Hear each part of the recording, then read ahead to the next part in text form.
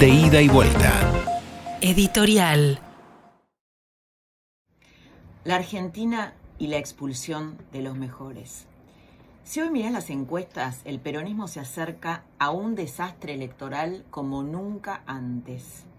Como nunca antes en la historia reciente, la bomba, entre comillas, la bomba de la inconsistencia macroeconómica, podría explotarle al propio peronismo cuando, tradicionalmente, si vos mirás la historia reciente, por lo menos la historia de la recuperación democrática, siempre le pasaba la posta a un gobierno no peronista, ¿no?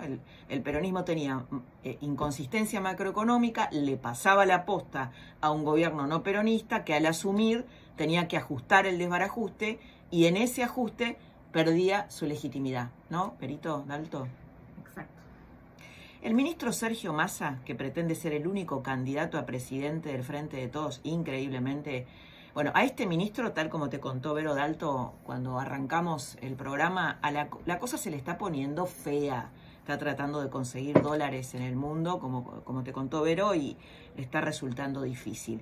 Massa está rascando el fondo de la olla, literalmente. Está rascando el fondo de la olla.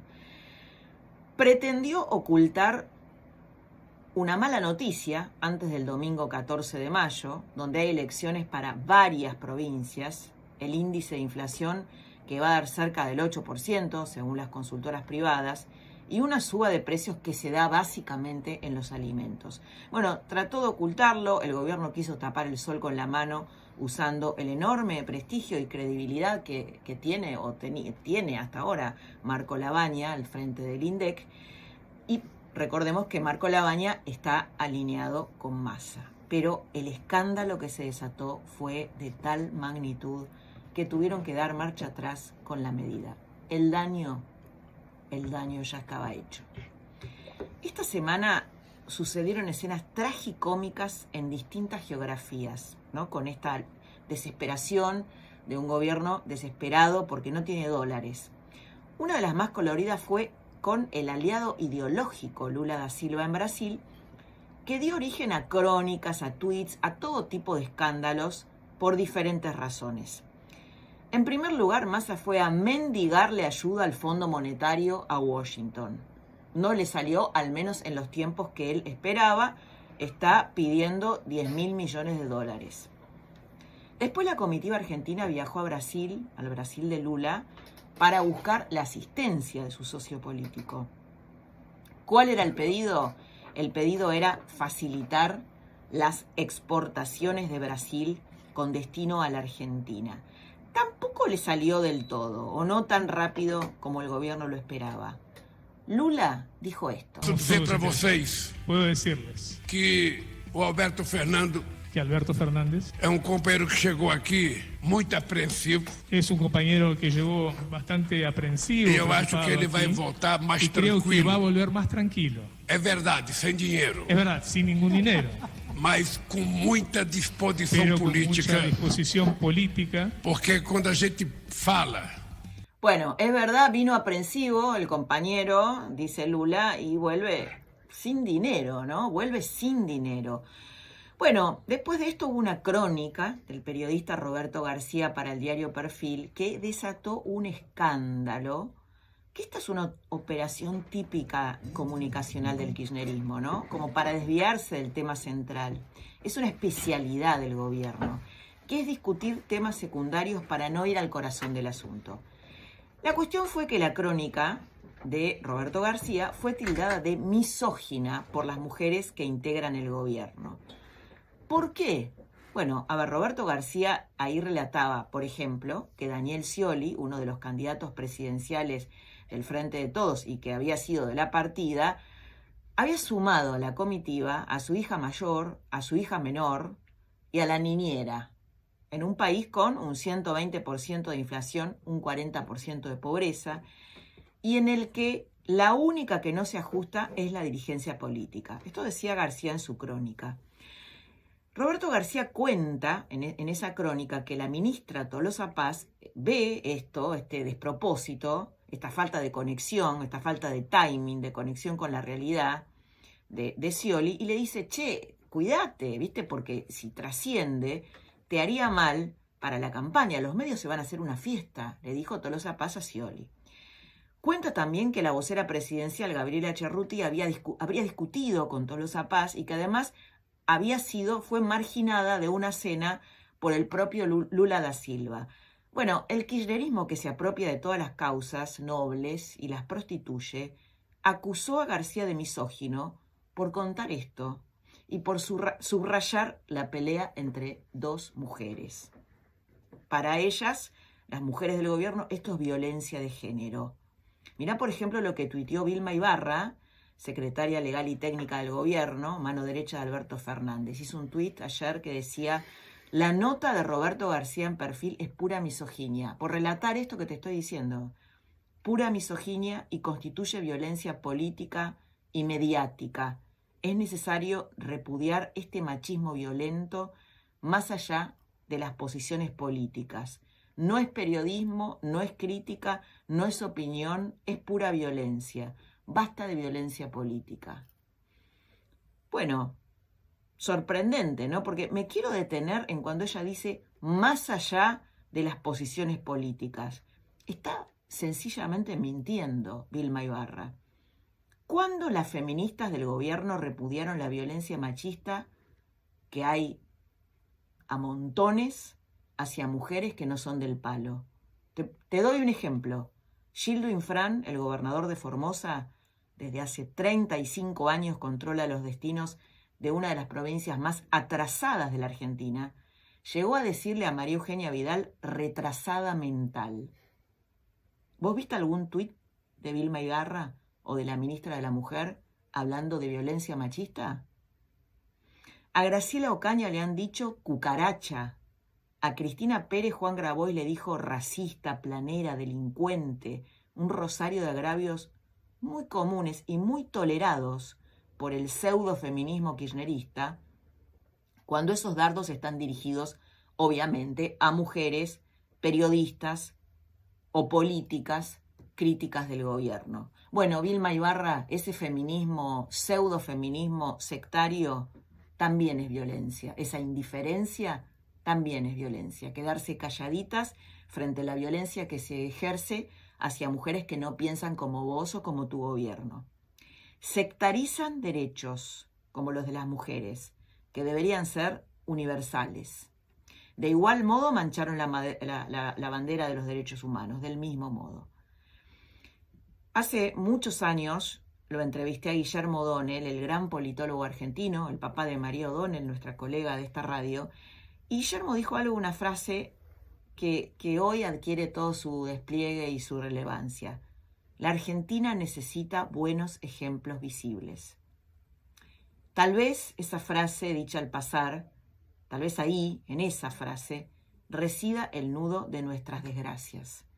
Porque lo que brilla hoy son los contraejemplos, los Gildo Infran de la vida, los Moyano de la vida. Son tal vez los ejemplos más icónicos de un país que ha multiplicado su pobreza por 10 en los últimos 30 años.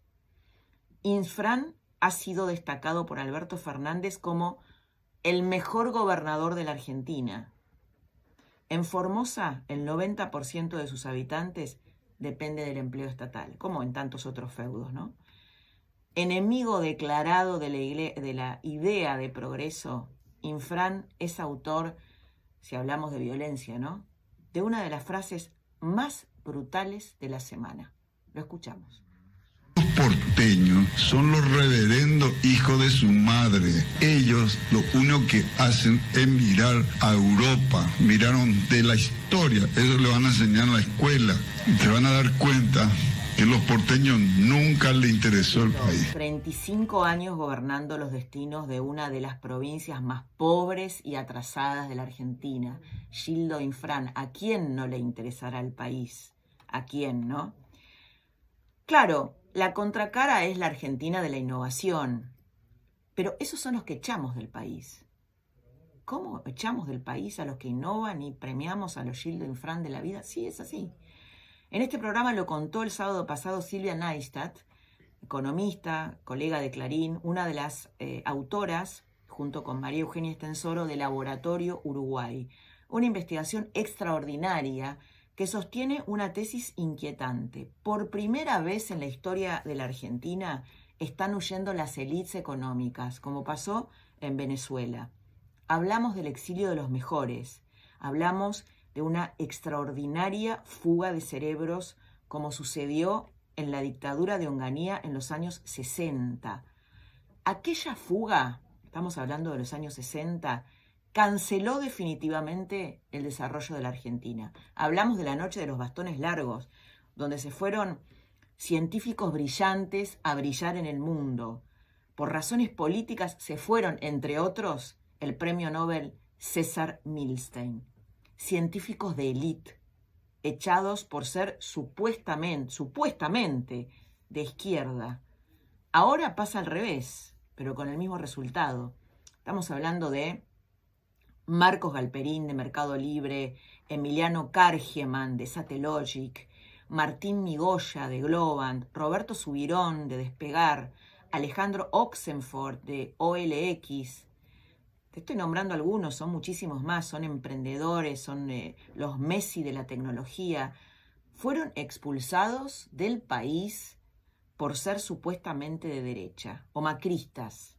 ¿Por qué te digo que fueron expulsados? Bueno, por los impuestos que tienen que pagar, que rozan lo confiscatorio, por sentirse perseguidos. Recordemos cómo los Moyano persiguieron a Marcos Galperín, un empresario del cual se sentiría orgulloso el mundo, ¿no? Parmo, un Messi. Galperín es un Messi. Sí, ni hablar. Y lo echaron por ser escrachado en un país que debería sentir orgullo de tenerlos, ¿no? Estos gigantes de la tecnología que nacieron en la crisis del post-2001.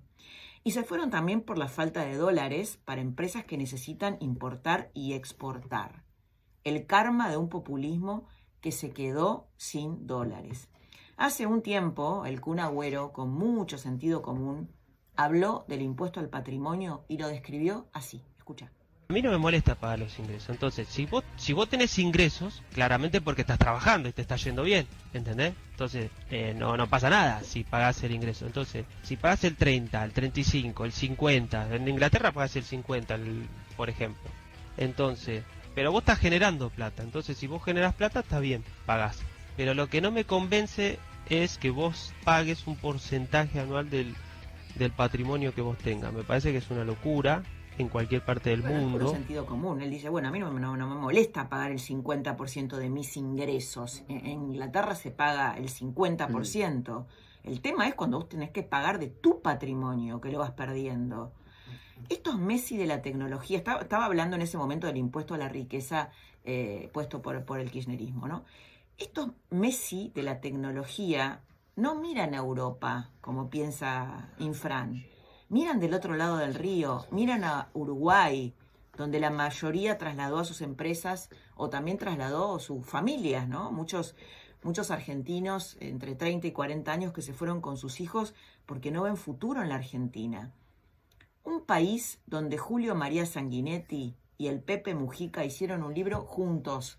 Dos políticos que fueron enemigos durante la dictadura en Uruguay y luego fueron adversarios en la democracia. Es como si Macri y Cristina hubieran hecho juntos un diálogo plasmado en un libro. Y el presidente actual, Lacalle Pou, que está en las antípodas del Pepe Mujica, lo llevó a los dos, a Sanguinetti y a Mujica, a la asunción de Lula. Un país donde la izquierda y la derecha conviven sin sentir que el otro es un enemigo por pensar diferente. De ida y vuelta. Editorial.